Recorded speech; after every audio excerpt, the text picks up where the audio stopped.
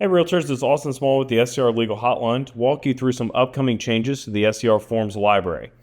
There will be 4 videos in total in this playlist, and I would encourage you to watch all 4 videos prior to using these new forms. If after watching these videos you still have questions, I would encourage you to talk to your broker, give us a call on the legal hotline, or email any member of the legal team, and or attend any training that I'm doing at your local board this month. We will also have a webinar for all of our members going over these forms changes on August 8th at noon. So the next form I'm going to go over is the buyer agency agreement. Similar changes have been made to the buyer agency agreement, exclusive right to agency, Form 135, and the exclusive right to buy transaction brokerage agreement, Form 136, that you will see here. Reminder that under the new rules, in order to take a buyer into a property, you will need a buyer's agreement, whether that be in a transaction agreement or a buyer agency agreement, and make sure you understand the differences between the two and what you can and cannot do under an agency agreement and what you can and cannot do under a transaction brokerage agreement. If you have questions on any of that, please give us a call on the hotline where we're happy to walk you through it. So the first change in this is to paragraph 3.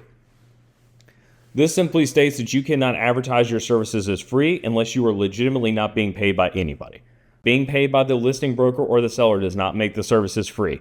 Free means that there are absolutely no cost to any party in this transaction whatsoever. So the major change that was made to this form is in paragraph 5.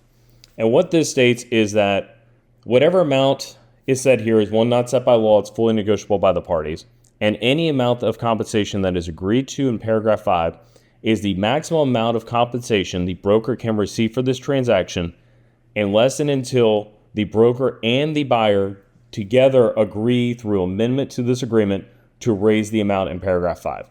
Otherwise, whatever amount of money is put in paragraph 5 for compensation is the maximum amount the broker can receive for this transaction. Now, there are a number of options on page 2 of how you and the buyer can reach your compensation. The first option is through a brokerage fee. That is done by checking this box and filling out the blanks below with one initial under compensation and one initial under method of payment. Reminder that if there's a bonus involved, that the bonus can only be accepted if that's disclosed in an addendum and the buyer signs the addendum with the broker. So if you opt to do a brokerage fee, the buyer and you are going to decide, are you being paid a flat amount, a percentage of the purchase price, or a percentage of another amount calculated by this. This would be if instead of basing your commission off of the purchase price, there was some other variable that the buyer and you wanted to base it off of, such as in new construction, you wanted to be paid on the home prior to any updates or additions. Next is going to be who's responsible for that payment. The first option is that the buyer is going to solely pay the amount that's agreed upon above. The second is that the buyer is going to be responsible for that amount, less any amount that the broker can receive through the seller or listing broker through the use of a compensation agreement, which we previously discussed in this playlist.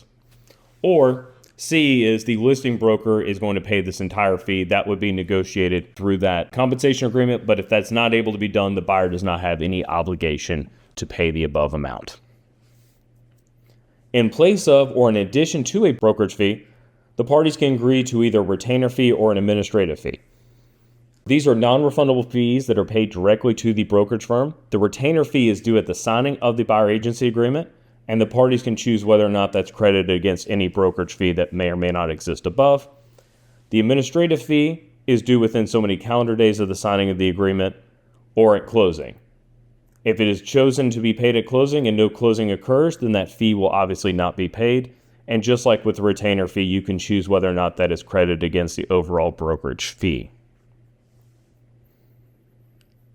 The next change is in paragraph 20, and this reinforces what we already discussed at the top of paragraph 5, that the only way to increase the amount of compensation that is mentioned in paragraph 5 is by both the buyer and the broker agreeing to raise that either through an addendum or a change to the contract. Any outside communications about this will not have any force or effect. If it doesn't make it to an addendum or an on the surface change to the agreement agreed by both parties, then you cannot raise the amount. So this is the changes to Form 130. As I mentioned previously, there have been similar changes made to the exclusive right to agency agreement and the transaction brokerage agreement for right to buy. If you have any questions on this, please give us a call on the hotline. Thank you.